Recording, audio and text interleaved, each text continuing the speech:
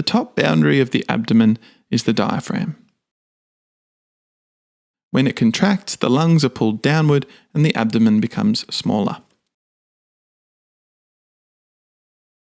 This notch here in its posterior surface allows room for the vertebral column, and there are then two holes in the superior surface of the diaphragm, one for the inferior vena cava and one for the esophagus,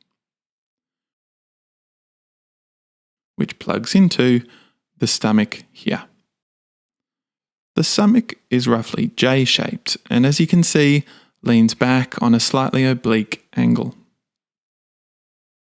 It's said to have a greater curvature here and a lesser curvature here.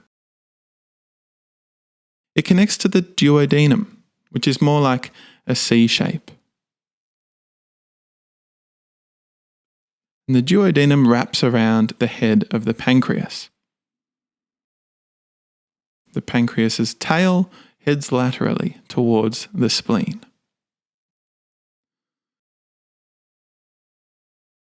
The stomach is tucked quite neatly under the liver, which looks like a simple triangle from this angle. Looking around the back, its shape, though it has been simplified here, is more complex, allowing passage of the IVC and the aorta through here. It pushes down the right kidney, which is slightly lower than the left. The left kidney sits just underneath and behind the spleen, which is just behind the stomach. If we move around back now to the duodenum, you may hear anatomists split it into 4 parts. These parts correspond to the angles that it's travelling on. You have part 1 here, then part 2, part 3, and then part 4. The gallbladder sits just here, anterior to the first part of the duodenum. You may have noticed that there is this space here. Just before we go any further on that point, all the organs in the abdomen are covered in this fine membrane called peritoneum. If we opened up somebody's abdomen, they'd actually look a bit more like this. But for simplicity's sake, let's remove all that now. So there's a small sheet of peritoneum hanging between the liver and the stomach, which is called the lesser omentum.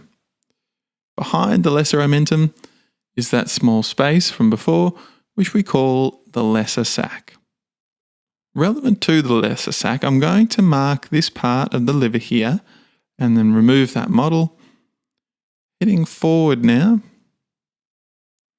So if in anatomy class you can find a hole here between the liver, this part of it, the duodenum, the inferior vena cava, and then the lesser omentum, if you try poking your finger through that hole, that's the omental foramen you're poking your finger through, and your finger will now be inside the lesser sac. So the lesser omentum, as you can see, connects to the lesser curvature of the stomach. And from the greater curvature comes the greater omentum, which folds down and covers the whole abdomen like an apron. Back to the gastrointestinal tract now.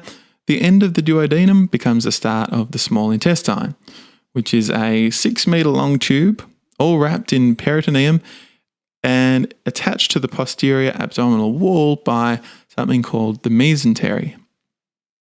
The mesentery is just a sheet of peritoneum with vessels, lymph nodes, and nerves all inside it.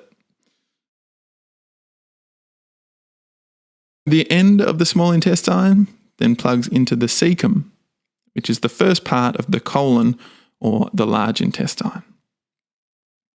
The colon has 2 flexures or 90-degree angles here and here. So this is the hepatic flexure, as hepatic means of the liver, just beneath the liver there. And this is the splenic flexure because of its proximity to the spleen. The appendix is located just near the cecum there. And the last part of the large intestine is called the sigmoid colon. Sigmoid means S-shaped. You can see its orientation there. The sigmoid colon is continuous with the rectum, which then ends in the anal canal. And the bladder, lastly, sits underneath the sigmoid colon. Click the link below to have a look around this model yourself. Highly recommend you do that. Click the like button if you enjoyed this video. Thank you very much for watching, and we'll see you next time.